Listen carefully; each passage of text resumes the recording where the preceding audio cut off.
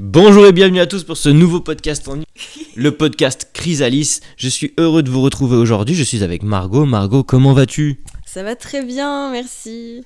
Qu'est-ce que tu fais en ce moment, Margot ? Au boulot, tout ça ? En ce moment, moi, je suis en pleine préparation de Noël, parce qu'à côté, à côté de la sophrologie, je travaille dans une boutique de jouets à Montpellier. Et là, ça y est, Noël a commencé pour nous, donc c'est le gros rush de Noël, c'est très intéressant. C'est déjà le gros rush ? Parce que là, on est autour du Black Friday. Est-ce que ça va être pire après ou Oui, là, chaque journée sera plus intense, voilà, les unes après les autres. Mais c'est bon, Noël est lancé. Voilà, à vos marques, préparez, quoi. Moi, c'est un peu pareil de mon côté. J'ai la boutique de CBD, mais j'ai aussi la boutique à Quicksilver. J'avoue que c'est Quicksilver, du coup, les fringues, le plus rythmé. Tu sais, je suis là en mode waouh, Black Friday, il y a un peu plus de monde déjà. On a vendu pas mal de gros accessoires, type des sacs un peu chers, des chaussures, des combis de ski, des trucs comme ça. Donc, très vite, en fait, tu te rends compte que les gens, ils ont une dépense. C'est genre, ils se pointent un après-midi comme ça, ils lâchent 400 balles ou 600 balles, c'est normal, parce qu'ils vont faire des courses, tu vois. Et toi, t'es là des fois avec ton petit loyer. Et t'es en mode oh putain, ça va être chaud. Non, fut un temps, c'était comme ça. Après, j'avoue que maintenant, on évolue quand même. Bref, on s'éparpille. L'idée, c'est de faire un petit débrief de Chrysalis parce qu'on a terminé la première partie qui concernait donc L'écoute du corps et la capacité de détente. On a fini cette partie, on a fait un petit débrief, donc on va vous partager un peu ce débrief. C'est vrai qu'en novembre, du coup, vu que comme vous avez pu le constater, on a des rythmes qui ont évolué et qui sont allés encore plus sur plus de contraintes, non pas de contraintes, mais sur encore plus d'obligations et d'impératifs. Donc avec toutes ces obligations, on n'a pu faire que 2 podcasts pendant le mois. Mais c'est pas grave, c'est bien aussi comme ça parce que ça permet de mieux poser les choses de notre côté. Et après, quand on revient sur les podcasts, on a d'autres idées encore. Ça nous permet de pas toujours radoter un peu parce que d'une semaine à l'autre, ça se trouve, on dit un peu les mêmes choses. Mais je suis content de pouvoir réenregistrer ce podcast avec toi, Margot. Je suis très contente aussi. Donc, on va commencer par le débrief de cette fin de première partie avec Chrysalis. Globalement, juste pour citer un peu la dernière séance, Margot, sur la dernière séance, moi au niveau yoga, j'ai fait un bilan de tout ce que je leur avais apporté. C'était assez intéressant, bien que il y avait plein de choses qu'ils connaissaient, donc il n'y avait rien de nouveau pour eux. Et là, on est entré dans un game un peu différent, où on se rend compte que parce qu'il n'y a rien de nouveau, c'est pas aussi intéressant que la première fois. Du moins, on va pas être curieux comme la première fois. Mais c'est ça aussi qu'on voulait amener, c'est le fait qu'ils aient pas cette sensation que c'est acquis. Et on voulait leur montrer que même s'ils ont déjà vu quelque chose, il faut le répéter pour vraiment l'intégrer. Il y a beaucoup de gens qui regardent des films, et ils disent j'ai vu, tu vois. Et ils pensent que c'est bon, ils savent tout à propos du film, tu vois. C'est un exemple bidon, mais ça je m'en suis rendu compte en discutant un peu avec certaines personnes de Chrysalis. Et je me suis dit bah oui, c'est fait exprès pour que vous puissiez utiliser ces outils. C'est pas juste des choses qu'on vous a données une fois et basta. On vous les donne, mais après on les répète, on vous montre concrètement le bienfait de l'application quotidienne de ce genre d'outils. Et c'est pour ça que vous avez plein d'outils, c'est pour pouvoir ensuite varier et adapter en fonction de votre quotidien.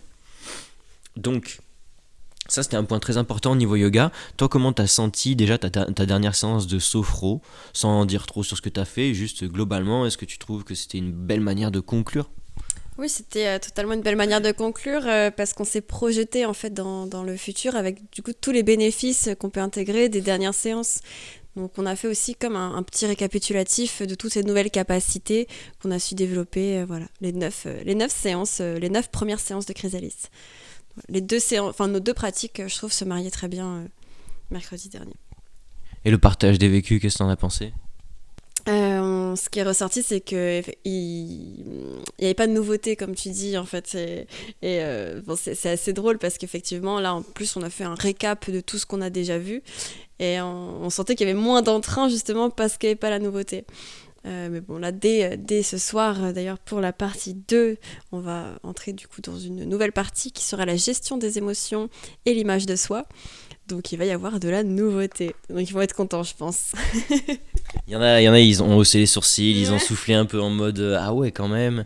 Il y en a qui ne s'attendaient pas à cet aspect physique, il y en a qui voulaient beaucoup plus de physique, donc du coup on a décidé au fur et à mesure de mettre un peu plus de yoga. Parce que c'est vrai que moi au début j'avais partagé d'autres pratiques que du yoga, mais couplé à ta sophrologie ça faisait trop méditation et il fallait qu'on garde la chose équilibrée. Donc j'ai rajouté du yoga au fur et à mesure.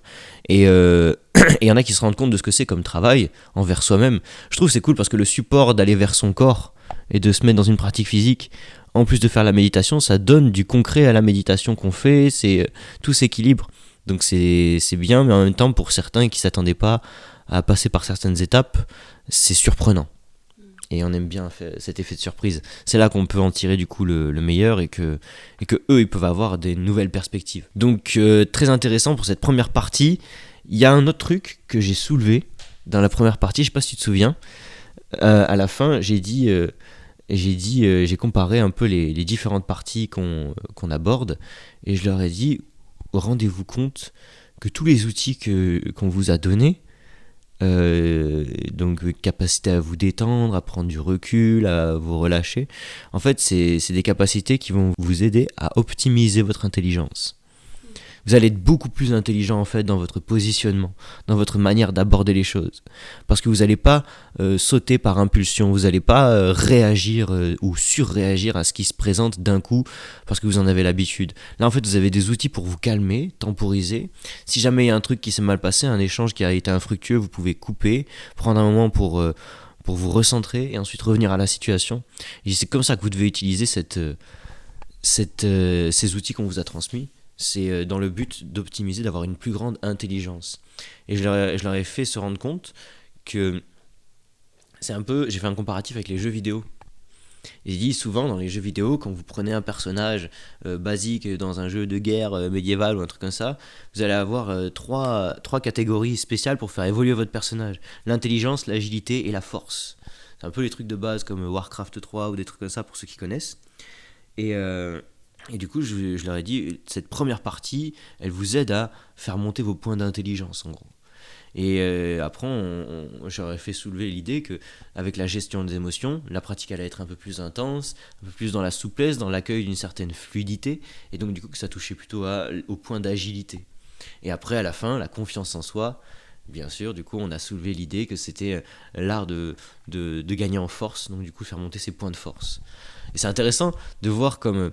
ce qui plaît à des millions de joueurs dans le monde, de faire augmenter les compétences selon leurs affinités. Ah ben moi je prends un perso, il est plus mage, donc je le max sur l'intelligence et pas grave pour l'agilité et la force. Ah ben moi je fais augmenter mon perso à fond sur la force et le reste tant pis, comme ça au moins il tapera fort. Il y a des gens, ils sont un peu paramétrés comme ça, sauf que nous le programme, il vise à équilibrer ces trois compétences. Et je trouve ça bien parce qu'après t'es beaucoup plus en harmonie avec toi-même. T'es équilibré, t'as une forme de recul qui est possible, une forme d'intelligence dans ton positionnement, t'as une forme d'agilité et de souplesse vis-à-vis de tes émotions, et t'as une certaine force à te tenir à ce qui te tient à cœur, à te tenir à tes convictions, tes projets, tout ça. Donc ça résulte de la confiance. Voilà un peu le dernier comparatif que j'avais fait et que je voulais remettre un peu en lumière dans ce débrief du podcast. Est-ce que tu as envie de rajouter quelque chose, d'en discuter un peu, toi, de rajouter un truc qui t'a mis la puce à l'oreille sur cette fin de partie? Non, pas spécialement, mais en tout cas, j'aime beaucoup ce que tu dis sur l'intelligence, la force et l'agilité, et que justement ce programme, il vient équilibrer ces trois parties pour pas en laisser une de côté, mais vraiment qu'on mobilise chacune des trois parties. De toute façon, qu'il y a des personnes qui auront des facilités plus dans une partie qu'une autre, et là de pouvoir équilibrer les trois, je trouve ça très intéressant. Ce fut donc un débrief fort intéressant, Margot. On va passer à la suite et on va parler d'un sujet que j'aime beaucoup, que tu m'as suggéré qu'on aborde. C'est intéressant parce que du coup sur les sujets j'étais là en mode on pourrait faire ci, on pourrait faire ça, et je t'ai dit mais attends, toi t'as pas une idée, et tu m'as dit le moment présent. Et ça c'est intéressant parce que le présent c'est quelque chose qui nous touche tous, de toute façon c'est quelque chose qu'on a tous besoin de comprendre et d'utiliser à bon escient. Et pour introduire ceci, j'aimerais partager un truc que j'ai écrit hier dans le Discord pour ceux qui font pas partie du Discord. Du coup c'est surtout pour vous que je le partage. J'ai partagé une musique une musique qui permet de flotter un peu, qui est vraiment très agréable à écouter. Et j'ai écrit le texte suivant. Prenez un moment, mettez cette musique, contemplez ce qui vous entoure et prenez conscience du chemin parcouru. Sentez à quel point tout ce qui s'est déjà passé dans votre vie est passé vite. Observez aussi à quelle vitesse vous êtes transporté vers la suite. Vous ne pouvez pas retenir le temps qui passe, même cet instant où vous vous trouvez ne cesse de défiler. Vous pouvez vous figer, mais la course inexorable du temps vous portera toujours en avant. Alors accueillez ce mouvement, suivez le rythme, ancrez-vous dans cette continuité. Avec entrain et détermination, restez en haleine avec cet instant. Le présent vous murmure, doucement mais constamment, que tout change. Il vous invite, à chaque instant, à faire partie de lui, à participer activement à ce changement, à grandir en lui. Il vous donne l'occasion de vous renouveler encore et encore. Suivez-le. Margot, une petite appréciation de ce texte? J'ai beaucoup aimé parce que quand tu as publié ce texte, du coup, j'ai un peu médité sur ce que tu as écrit. Et c'est fou comme, en fait, à chaque fois, même presque, on ne peut pas saisir, en fait, le temps, à quel point il défile, à quel point... je ne sais pas comment expliquer, mais le moment présent, il est là, présent tout de suite. Mais là, ce que je viens de dire, c'est déjà du passé, tu vois. Et du coup, de capter ce moment et en fait de savoir que quoi qu'il arrive, on avance toujours vers l'avant. Le temps nous pousse vers l'avant. Enfin, je sais pas, j'ai beaucoup aimé ce texte. Là, je l'ai pas sous les yeux, mais ouais. Moi, quand j'ai écrit ça, j'ai pensé à des moments où je phase un peu. Je peux être avec un groupe de gens ou des trucs comme ça et je réalise l'endroit où je suis dans ma vie. Et je me dis, putain, mais j'en suis là. Et qu'est-ce que je fous là avec ces gens-là et tout. Et tu sais, je suis un peu en mode... c'est bizarre. Et en même temps, à ce moment-là, quand j'ai des phases comme ça où je me rappelle de ce genre de moment, je me souviens de tous les autres moments où j'ai un peu phasé comme ça. Et du coup, il y a d'autres moments où j'étais plus jeune qui me reviennent en tête en mode je phasais pareil. Et je me dis, putain, c'est ouf, j'ai l'impression de faire des checkpoints en fait quand je réalise ça. Quand je réalise que le temps est en train de passer. Et ça me reconnecte directement au moment où je prenais conscience que le temps passait. Donc j'ai plein d'images, de souvenirs ultra positifs où j'étais par exemple en nature ou quoi, en Ardèche, qui reviennent aussi à la surface. Et je me dis, waouh, c'est intéressant parce que des fois je peux être vraiment connecté à ce qui déroule comme instant. Et ça va créer des bons souvenirs, des trucs qui vont me marquer à jamais. Alors qu'il se passe rien, c'est juste je me souviens de cet instant, quoi. Et des fois, je suis dans une musique ou des trucs comme ça, je me souviens même pas de certaines musiques que je chantais quand j'étais en Ardèche, des trucs comme ça, je me souviens même plus de quel mood j'étais quand je vivais ces trucs à fond, entre guillemets, parce que c'était un truc que je passais et que je savourais, mais hors du temps. Et les souvenirs les plus marquants, c'est ceux où je suis pas en train de me perdre dans le moment, dans une musique, dans quelque chose qui me fait m'oublier, et où juste je prenais conscience que le temps défilait. Donc du coup ce texte c'était un peu un appel à ça, tout en utilisant une musique, d'ailleurs c'est assez contradictoire, mais c'était un texte pour appeler un peu à cette connexion, à se dire vas-y, le présent c'est un truc que je peux suivre ici et maintenant. D'ailleurs qu'est-ce que t'en penses toi de cet aspect de suivre le présent? Est-ce que c'est quand même quelque chose qui t'est assez accessible ou c'est quelque chose que tu réfléchis pas trop et tu fais au feeling? Non, je l'ai beaucoup travaillé, ça, cette connexion avec justement l'instant présent. Maintenant, ça m'arrive très souvent d'un coup de calmer mon mental et de me dire ok, là, je suis là tout de suite.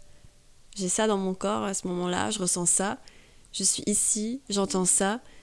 Ok, il n'y a que ça qui est réel en fait. Parce que le passé, le futur, tout ça, en fait, ils n'existent pas. C'est le mental qui les crée. Et la seule chose qui peut être réelle et palpable, c'est l'instant présent. Et oui, dans ma vie, en tout cas, je prends vraiment conscience de ça très souvent. Grâce à un livre d'ailleurs. C'est ce livre-là, Le pouvoir du moment présent de Eckhart Tolle. Je l'ai lu il y a à peu près 8 ans. Je vous le conseille fortement, très très fortement.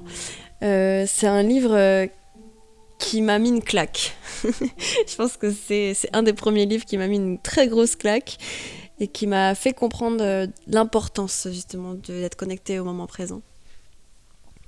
C'est vrai que le pouvoir du moment présent de Eckhart Tolle, on vous le partagera peut-être dans le Discord ou en lien de ce podcast YouTube. Mais si vous avez le moment, juste vous tapez le pouvoir du moment présent et vous le trouvez très vite.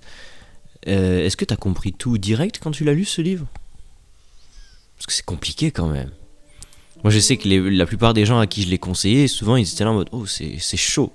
Genre c'est pas évident de se mettre dedans.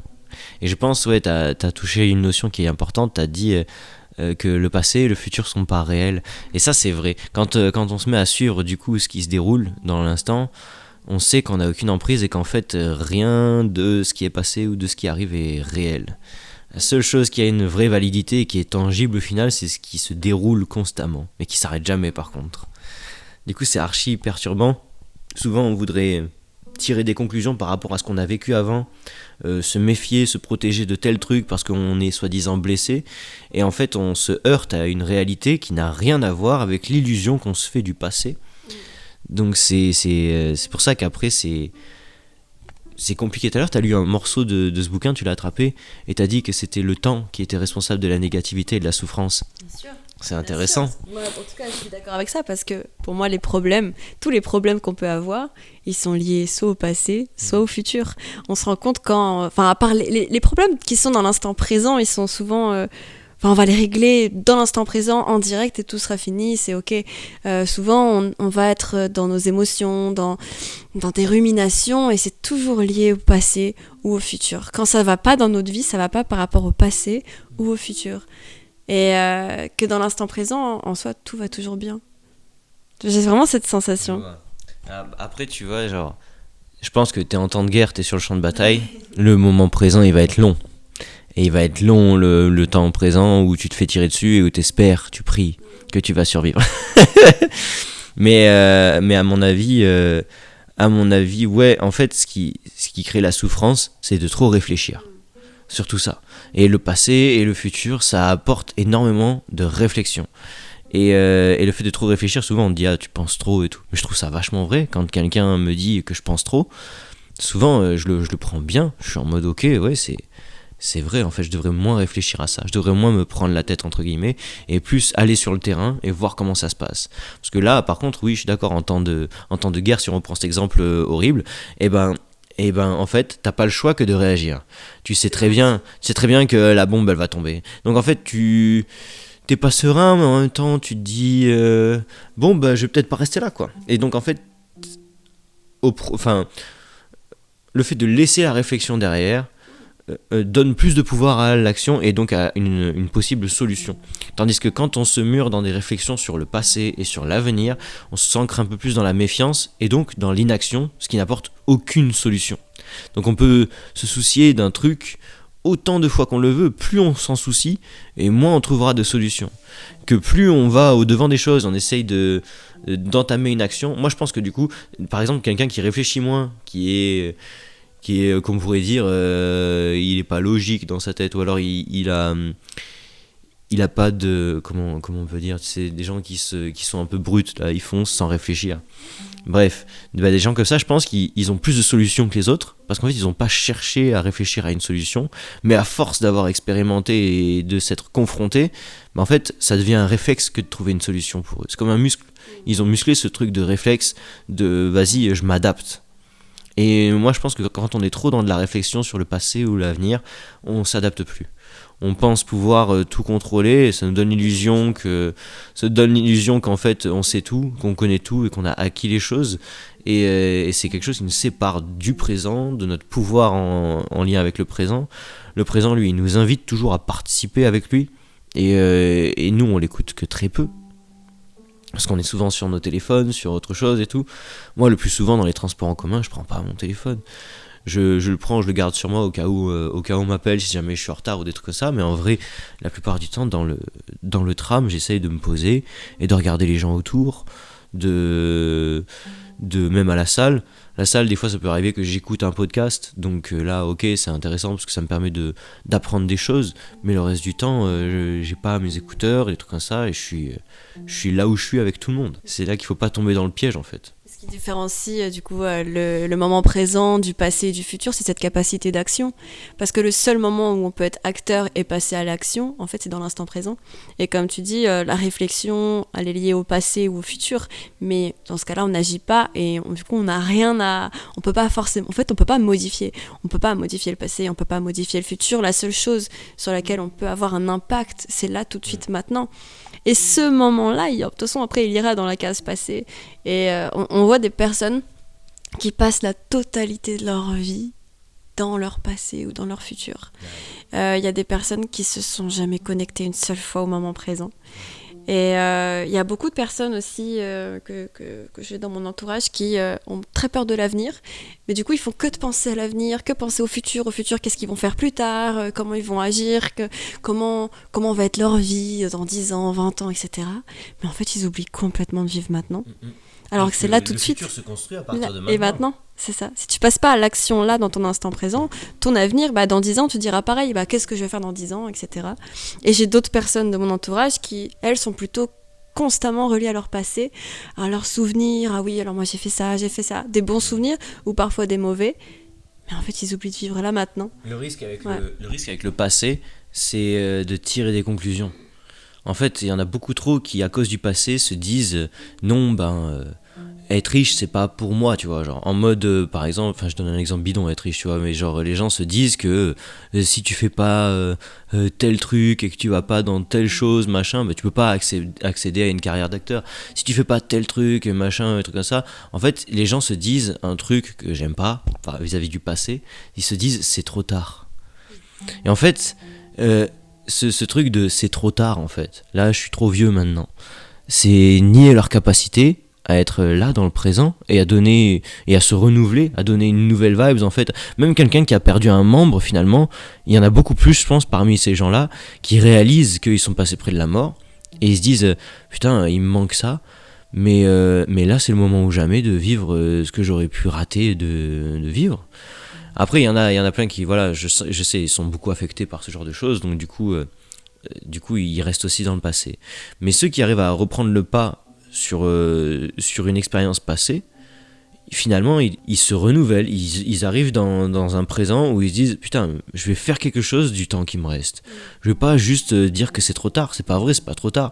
Si j'ai 80 ans et que j'ai envie d'apprendre le piano, j'apprends le piano, tu vois. Si j'ai 50 ans et qu'en fait je me dis que c'est trop tard de certaines choses, putain les gars, vous êtes à la moitié de votre vie en fait. Et en fait, moi j'ai eu une image il y a pas longtemps qui m'a beaucoup alimenté. Souvent quand je m'endormais le soir, c'était ça. Je me voyais, j'ai pas pris de vacances depuis genre juillet 2023, 1 an et demi, ouais. Et c'est vrai qu'il y en a qui m'ont demandé quand est-ce que tu prends des vacances, et j'ai dit j'en prends pas. C'est mort. Et ça les fait rire, et en même temps ils sont là en mode putain bizarre, pourquoi ils prennent pas de vacances. Et je réalise que pendant longtemps, avant, j'ai été au RSA, je faisais que faire mon yoga et que ce qui me plaisait. Maintenant, j'ai diversifié, je fais plein d'autres choses, mais parce que ça me permet de donner de la force à mes projets. Et je me dis que cette capacité-là, j'ai envie de la garder pour l'instant. J'ai envie de continuer, peu importe si j'ai des vacances ou pas, c'est pas le sujet.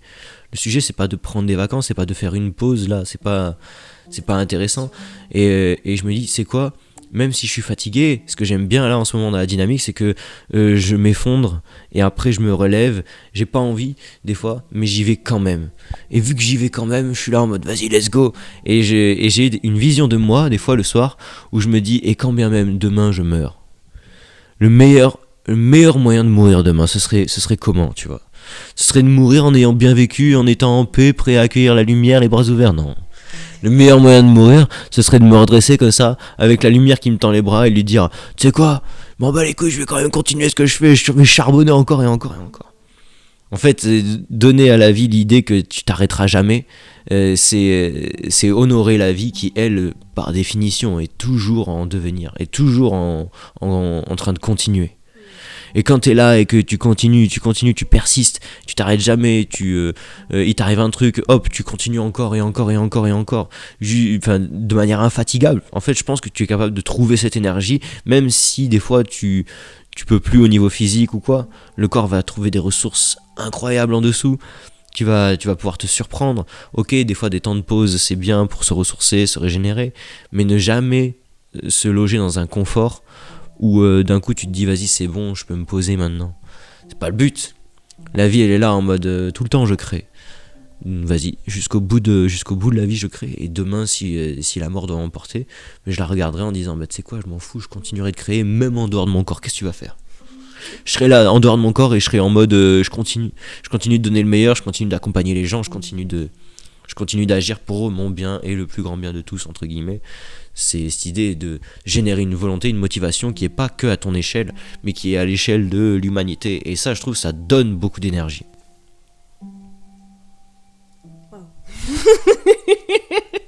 Qu'est-ce que je peux rajouter à tout ça? Juste waouh. Waouh. C'est bien, tu peux dire waouh. Waouh.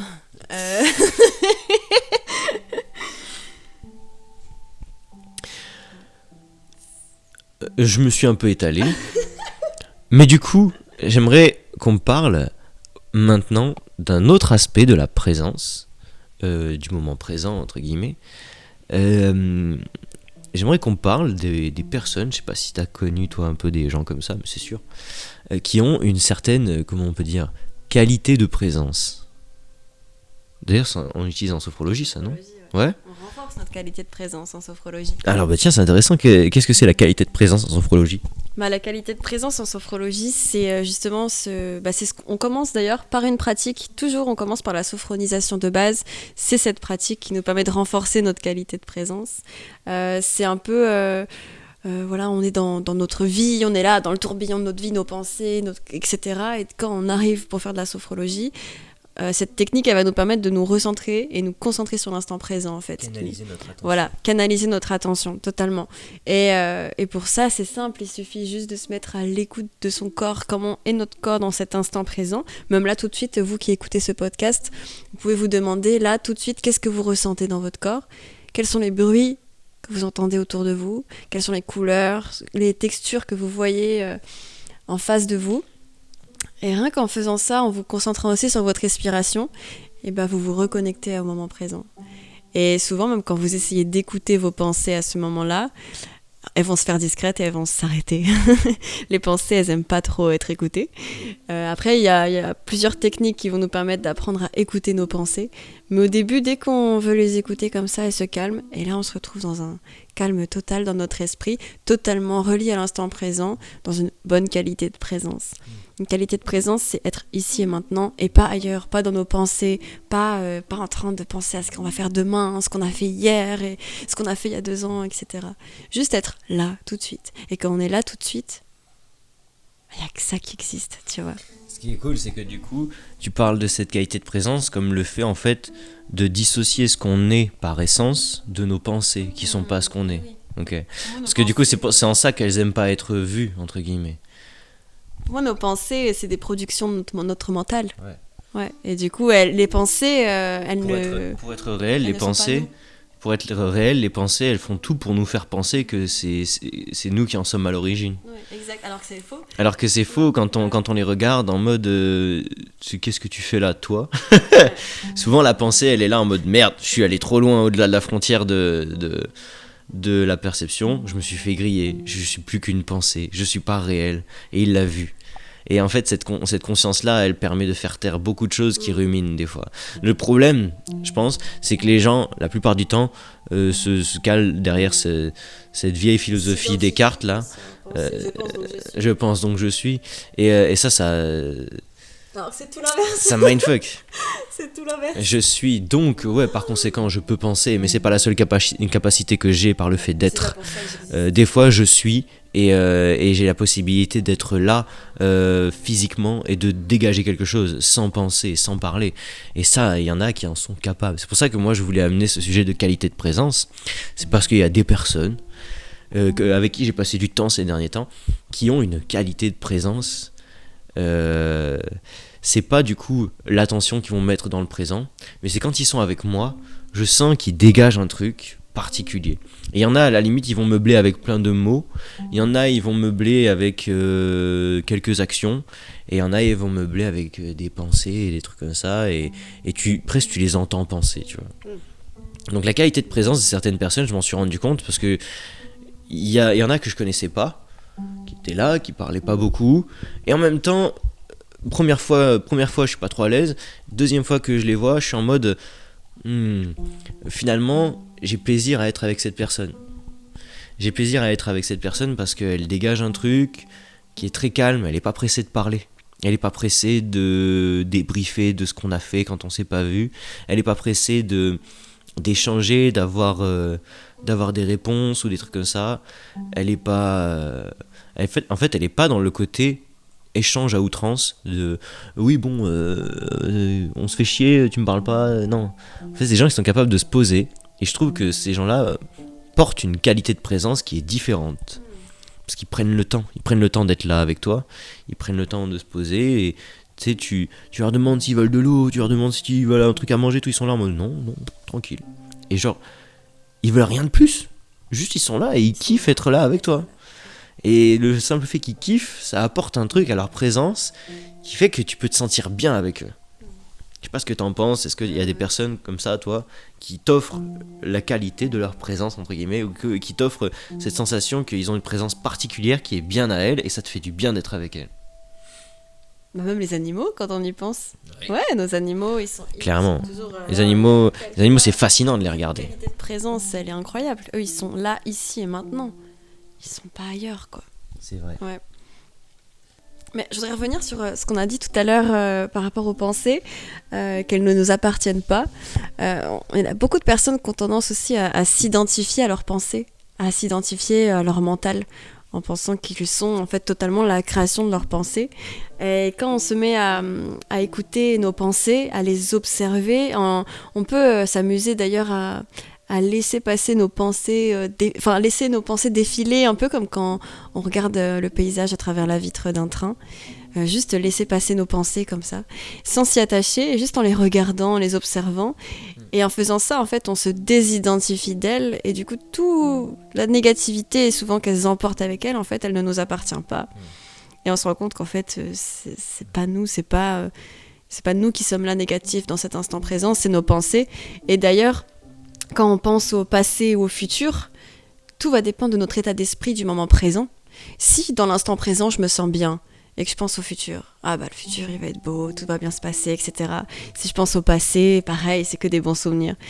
Par contre, si je suis dans mon instant présent, mal, le futur, je vais imaginer des trucs rocambolesques, je sais pas comment on dit, mais enfin toutes les horreurs possibles. Et pareil, mon passé, je vais ruminer sur tout ce que j'ai fait de mal, sur ce que le monde a fait de mal. Tu vas juste l'apporter et le créer encore plus. C'est ça. En fait. Et alors qu'en fait, tout part de l'instant présent. Comment je me sens là tout de suite maintenant. Du coup, nos pensées, elles sont modulables parce que le matin, je peux avoir des pensées positives, le soir, des pensées négatives. Mais il n'y a rien qui est réel, c'est pas palpable. C'est intéressant parce que c'est un peu cette idée que, par exemple, tu vis une situation qui te déplaît. Du coup, ça déclenche des mauvaises pensées vis-à-vis de ça. Tu sens que tu t'approches de la situation, que ça va encore te déplaire. Du coup, tu t'apprêtes des fois à la vivre en mode vas-y, ça va être comme la dernière fois. Donc, tu as déjà pensé à l'avance que ça allait être comme la dernière fois. Et donc, du coup, cette situation, tu vas la revivre en ayant déjà pensé que ça allait mal se passer. Et avec très peu d'étonnement, souvent tu te retrouves à vivre la même chose, et souvent il y a un truc qui revient en tête en mode je le savais, voilà, je l'avais prédit, entre guillemets. C'est que tu t'attribues un pouvoir qui en fait n'est pas du tout le pouvoir que tu penses en fait. Tu te dis je l'avais prédit, genre comme si t'avais deviné l'avenir, sauf que t'as pas deviné l'avenir, abruti, t'as créé l'avenir. Ton pouvoir est bien plus grand que ce que tu penses. En pensant que t'es devin, tu minimises ta capacité. Ta vraie capacité, c'est de créer l'instant. Et quand tu comprends ça, la situation se représente une troisième fois, ou un peu plus tard, le nombre d'erreurs qu'il te faudra, voilà. Et la situation se représente, et d'un coup tu te dis attends, mais le présent il me propose de faire un nouveau choix encore et encore. Et si là maintenant pour cette situation que je connais très bien et qui se passe toujours pareil, au lieu d'anticiper avec les mêmes pensées, j'essayais de l'anticiper avec des pensées différentes. Ok, première fois ça marche pas forcément, ok, c'est pas grave, on recommence avec de nouveau des pensées différentes. Petit à petit, je suis sûr que tu finis par faire l'opposé. C'est juste que les gens sont trop impatients. S'ils voient après un essai que les choses changent pas, ils abandonnent. Alors que ça fait 4 ou 5 fois qu'ils ont fait l'erreur. Les gars, si vous avez fait une erreur pendant 4 ou 5 fois, attendez-vous au moins à essayer de réagir 4 ou 5 fois de manière différente avant qu'il y ait quelque chose de nouveau qui se mette en place en fait. Soyez patient avec vous-même. Si ça fait depuis des années que vous vous jugez et que vous êtes dur avec vous et que vous vous dites de la merde à propos de vous et de votre situation, il faudra presque autant d'années à essayer de penser différemment pour construire quelque chose en vous, un schéma de pensée qui contrebalance, qui vient à l'opposé de tout ça. Je sais pas, je trouve que c'est logique, mais les gens le voient pas comme ça. Les gens après voient ça comme une évidence sur laquelle ils ont aucun contrôle. Ah ben je l'avais prédit, ça se passe toujours comme ça. C'est souvent eux qui l'ont créé. Fils de pute. Non, ça peut-être pas. Non, j'enlève l'insulte. Mais quand même. Fils de pute. Mais quand même, casse les couilles, tu vois. Mais les pensées sont créatrices. Toutes les pensées, de toute façon le verbe est créateur, les pensées sont créatrices. On crée exactement en fait, tout. Si on pense négatif, on dit cette situation, comme tu dis, va mal se passer, il va forcément arriver ça ou ça, bah bien sûr ça va se passer comme ça, et c'est parce que tu l'as créé. Tu vois, quand on leur dit que c'est eux qui ont créé ça avec leurs pensées, ils ont l'impression qu'on leur parle, tu sais, de comme si par magie, ta vie c'est un tableau et avec tes pensées tu peins ta vie. C'est pas ça les gars. En fait, si vous pensez des choses mauvaises, vous les créez dans le sens où en fait vous vous attendez à rien d'autre que cette mauvaise chose. Donc en fait, par réflexe, votre cerveau il va voir ce qui confirme ce à quoi il pense. Il va pas être alerte à des choses différentes de ce à quoi vous pensez. Vous pouvez pas dire que vous créez pas la réalité parce que c'est faux. Vous avez l'évidence sous les yeux. Quand vous pensez à un truc, vous allez avoir votre attention qui se fixe sur ce que vous pensez. Donc tout ce qui autour de vous confirme ce que vous pensez, vous allez le voir et c'est en ça que vous êtes créateur. Et pourtant il y en a d'autres à côté de vous, ils vont pas voir la même chose que vous. Et vous allez être en mode ouais non mais lui machin, lui c'est pas pareil, lui il comprend pas. Alors qu'en fait c'est juste qu'il a une vision différente, et vu qu'il a une vision différente, il a une manière de penser qui est différente, et vu qu'il a une manière de penser qui est différente, et ben il voit les choses sous un autre angle, et donc du coup il est capable d'en tirer autre chose que vous. Et le simple fait de tirer quelque chose de différent, c'est ce qui nous amène du coup à créer quelque chose de cohérent. Vous voyez un truc comme mauvais, vous dites c'est pas bon, du coup vous avez que des réactions mauvaises par rapport à ça, des réactions de rejet. Vous voyez un truc comme mauvais mais qui a du potentiel pour devenir bon ou pour évoluer, d'un coup vous allez vous mettre à remarquer ce qui peut être amélioré dans cette situation. Vous allez être en mode ok, ça c'est pas ouf, ça c'est pas ouf, c'est pas ouf, mais ça c'est bien. Mais tu sais quoi, je vais mettre en valeur ce truc là. Genre lui il a tel défaut, mais au fond je sais qu'il est gentil pour ça. Mais tu sais quoi, je vais lui parler que de ce sujet là, parce que je sais au moins que je vais aller le chercher que sur des choses qu'il aime. Et en fait même avec des relations vous pouvez changer énormément de choses en vous focalisant uniquement sur ce qui est bénéfique. Je sais que des fois ça peut aller contre vos principes ou vos valeurs, comme on a discuté dans les valeurs, il y en a, ils ont des valeurs très poussées, et ça, même vous, quand vous avez des valeurs que les gens ne respectent pas, ça peut vous heurter, mais quand vous vous arrêtez pas à vos valeurs et que vous vous dites, ok, bon, derrière ça qui ne respecte pas de moi, qu'est-ce qu'il a de bon à apporter, qu'est-ce que je peux mettre en valeur chez lui qu'il n'a peut-être pas vu encore à l'heure actuelle. Moi ce que je vois chez toi, c'est un boss, t'es capable d'être responsable, t'es capable comme moi de choisir tes pensées, t'es capable comme moi de choisir ce sur quoi tu portes ton attention pour aller plus loin et tirer le meilleur de chaque situation. Pourquoi tu le fais pas ? Pourquoi tu le fais exprès de revenir sur ce que tu radotes, sur ce qui va pas, sur ce qui te coupe du présent ? Parce que t'es dans le confort de rester sur ce qui est acquis. Et tu vas pas dans l'inconfort de découvrir ce qui est différent. Parce que ça fait peur. Est-ce que le présent fait peur, Margot ? Moi, je trouve pas. Au contraire, ce qui fait peur, c'est le futur ou le passé, vu qu'elles sont liées aux pensées. Mais vu qu'on est dans l'action, dans le présent, ça fait pas peur. Que justement, c'est le seul endroit où on est en sécurité. C'est le seul endroit où c'est la seule chose qui est réelle, qui est palpable. Pour moi, non, le présent ne fait pas peur. Et si je te dis ouais Margot, faut que tu viennes là, il y a plein de monde, des grandes stars et tout, tu les connais pas, mais on va discuter. Est-ce que ça te fait peur un peu ? Ça fait de l'adrénaline. Ouais, de l'adrénaline, mais justement on est dans l'action, donc ça rend vivant. En fait on est vivant dans cet instant présent. Il y en a qui peuvent se sentir vivants, mais beaucoup se sentent bloqués par ce flux qui serait trop important. En fait, ce truc de se retrouver avec du monde qu'ils ne connaissent pas.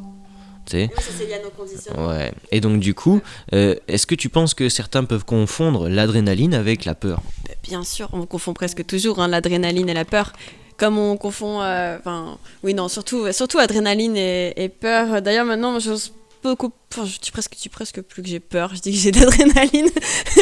Parce que quand on dit l'adrénaline, on le ressent dans le corps, ça vibre et tout, c'est pareil en fait. C'est la même chose. On en fait quelque chose qu'on peut utiliser. On en fait quelque chose qu'on peut utiliser. C'est vrai que cette notion de plutôt de dire j'ai peur, dire j'ai de l'adrénaline, c'est un truc où tu te dis, oh, je vais pouvoir me servir de ça. Oh, en fait, ok, ça me met dans l'inconfort, mais ouf, je vais en faire quelque chose, tu vois. Vraiment. Du coup, c'est cool, on va faire la transition à partir de l'adrénaline pour ça. Margot, est-ce que tu aurais des conseils ou des suggestions pour que les gens puissent se plonger un peu plus dans le présent, dans le moment tel qu'il est, tel qu'il se présente à nous? Quelles sont, toi, un peu des tactiques, justement, pour rester plus alerte? Après, c'est quelque chose qui se fait assez naturellement, peut-être même dès qu'on voit... on peut se dire, tiens, voilà, j'ai une idée. Dès qu'on voit une heure miroir, par exemple, à chaque fois qu'on voit l'heure miroir, se dire, ok, bah alors là, vas-y, tout de suite, là, je me connecte à l'instant présent. Où est-ce que je suis? Là, tout de suite, déjà. Où est-ce que je suis? Ok, qu'est-ce qu'il y a autour de moi? Quel est mon environnement? Quelles sont les odeurs que je perçois, les bruits? Qu'est-ce qu'il y a dans mon corps, là, tout de suite? Ok, qu'est-ce que je ressens? Et mes pensées, tiens, à quoi je pensais juste avant de voir cette heure miroir? D'accord. Et voilà, juste en faisant ça, c'est comme si on mettait un peu notre vie sur pause, le flux incessant qui est toujours là, ça bouge, toujours le mouvement. D'un coup, bam, on met sur pause. Et c'est ok, genre, voilà, petite pause pour voir où est-ce qu'on en est là tout de suite. Et savourer ce moment, on peut y rester. On peut vraiment se concentrer sur notre respiration, rester là le plus longtemps possible si on peut. C'est intéressant. C'est une idée comme ça qui me vient, mais non, ouais. mais si, j'aime bien parce que c'est l'idée de faire des checkpoints, de mettre en place des trucs où dans ta journée, spontanément, t'as peut-être ton train-train, tes habitudes, ton quotidien, et d'un coup, tu te dis attends, je suis où? Qu'est-ce que je fais? Et je pense que c'est bien de ramener ça dans un monde où on est toujours dans la prévision de l'après, ou dans le fait de se faire un débrief intérieur de ce qui vient de se passer. Donc, premier conseil de la part de Margot, faites des checkpoints. Arrêtez-vous à des moments un peu aléatoires. Il y a une application que certains d'entre vous connaissent peut-être, BeReal. C'est intéressant, ça vous demande de prendre une photo à n'importe quel moment de la journée, de là où vous êtes, à un instant aléatoire. C'est un peu le même principe qu'on vous suggère, sauf que c'est pas forcément avec une application, avec un téléphone que vous devez le faire. Avec une heure miroir, ça suffit, c'est une très bonne idée. Après, vous voyez peut-être pas tout le temps des heures miroirs. Fixez-vous un truc que vous voyez assez souvent dans la journée pour vous dire ah putain, à chaque fois que je verrai ça, je me prendrai conscience de où est-ce que j'en suis et qu'est-ce que je fais maintenant. Juste ça, sans jugement, sans appréhension. Ça peut être un objet fétiche que vous avez et je sais pas, une pierre que vous avez dans la poche. Et quand vous mettez la main dans la poche, vous sentez cette pierre et vous dites ah, attends, qu'est-ce que je fais là? Où est-ce que j'en suis? C'est intéressant. Il y a une autre technique que j'avais lue dans un livre pour nous connecter à l'instant présent. C'est nous concentrer sur la couleur bleue. Dès qu'on y pense, donc là par contre il faut vraiment y penser, regarder autour de soi tout ce qui est bleu. Et c'est assez rigolo à faire comme jeu parce que quand on le fait, pendant un court instant, du coup, on n'a plus de pensée. On est juste là en train d'essayer de chercher toutes les nuances de bleu possibles. Et voilà, c'est une autre petite technique sympa que moi j'aime beaucoup faire aussi au quotidien. Ouais. C'est marrant cette idée du bleu. J'ai pas mal de choses sur la couleur bleue, notamment au sujet du feu, des flammes qui se propagent pas forcément sur le bleu de la même manière que sur d'autres couleurs. Du moins, c'était assez troublant quand j'avais vu ça. Bref, sans s'éparpiller sur ce truc du bleu, c'est une bonne idée. Voilà, trouver un truc, un objet, un moyen mémotechnique de revenir au présent dès que vous en avez besoin. Créez-vous un outil en fait. Un outil facile à appliquer, un outil qui vous ressemble, qui vous parle. Moi, pour ma part, ce que je vais vous conseiller, c'est de trouver des trucs où vous pouvez suivre la continuité, c'est-à-dire un début et une fin, et pas vous soucier du début et de la fin, mais juste vous concentrer sur le chemin. Je sais pas, par exemple, vous marchez dans la rue, il y a une barrière, vous savez, comme quand on est petit, on laisse ses mains glisser sur la barrière et ça fait clac clac clac clac clac clac clac dans les doigts. Et bah au début vous souciez pas de quand vous allez le faire, ni à la fin, mais juste vous prenez plaisir sur tout le long de la barrière quand vous le faites. Et pareil, vous passez vos mains dans la nature, hop là, vous pouvez juste vous inscrire dans la continuité d'un mouvement. Prendre conscience qu'il y a un truc que vous allez commencer, vous le commencez, et puis ça va finir de toute façon, vous allez devoir vous arrêter. Mais vous savez pas quand. Et le fait de pas savoir quand, le fait de s'inscrire dans la continuité sans délimiter de début ou de fin, pour moi c'est ce qui vous aide le plus à vous ancrer dans le présent. Dans mes cours de yoga, je fais ça. Je donne des postures et des pratiques, et souvent je casse les rythmes, pour pas que les gens ils anticipent.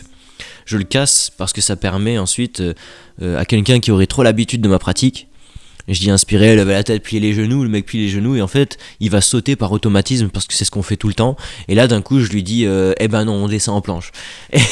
Et c'est cool parce que ça enlève l'anticipation.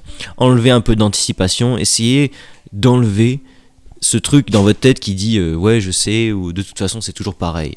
Enlevez ça et vous allez voir qu'il y a beaucoup plus de place pour le présent, pour le nouveau, pour ce qui est là et que vous ne connaissez pas, et même face à des choses que vous semblez connaître.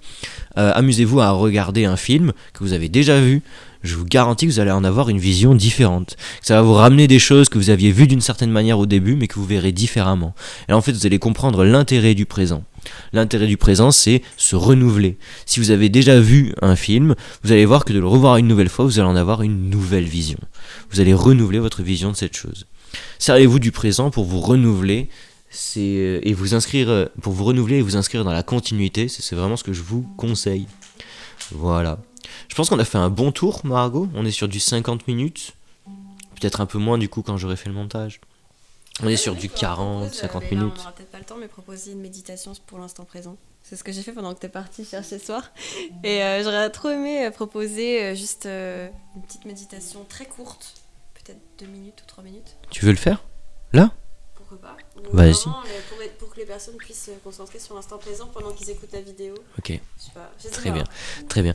Et ben dans ce cas, on va conclure. Pour conclure ce podcast un peu particulier, ce qu'on va faire, c'est que je vais vous laisser avec Margot pendant quelques minutes, histoire de terminer ce podcast. Avant ça, on vous dit de bien prendre soin de vous. Merci beaucoup d'avoir écouté.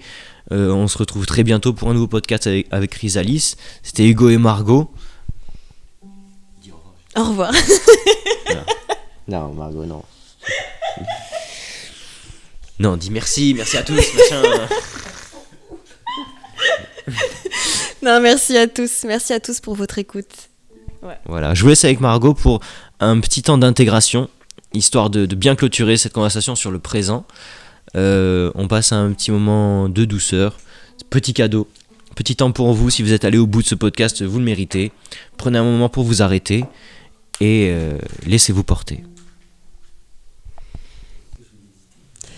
Donc j'ai profité de ce podcast pour vous proposer une courte méditation pour vous relier à l'instant présent, n'importe où que vous soyez pendant que vous écoutez ce podcast.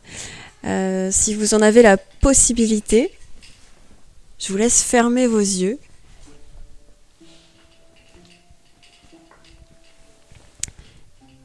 Et puis vous pouvez commencer par vous concentrer sur votre respiration.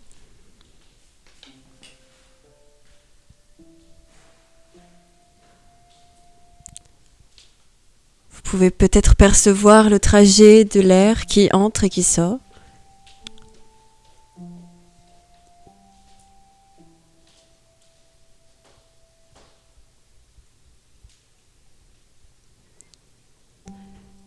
Pendant que vous vous concentrez sur votre respiration, vous pouvez peut-être écouter les bruits autour de vous.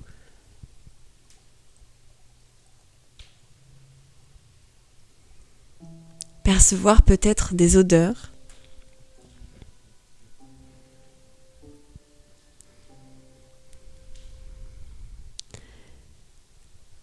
Vous pouvez peut-être aussi sentir le contact de vos vêtements sur votre peau, tout en continuant de vous concentrer sur votre respiration.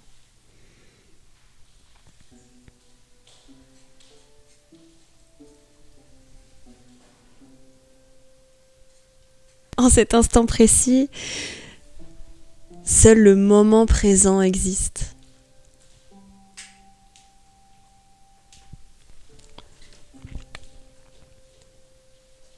Vous pouvez peut-être vous mettre à l'écoute de vos sensations.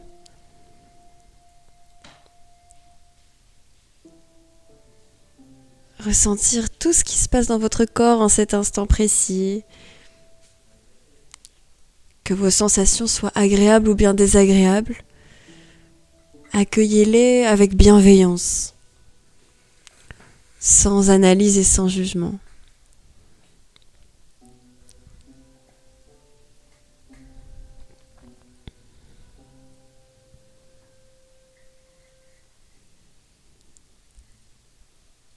Puis quand vous le souhaiterez, vous pourrez rouvrir à nouveau les yeux en vous sentant pleinement présent à cet instant.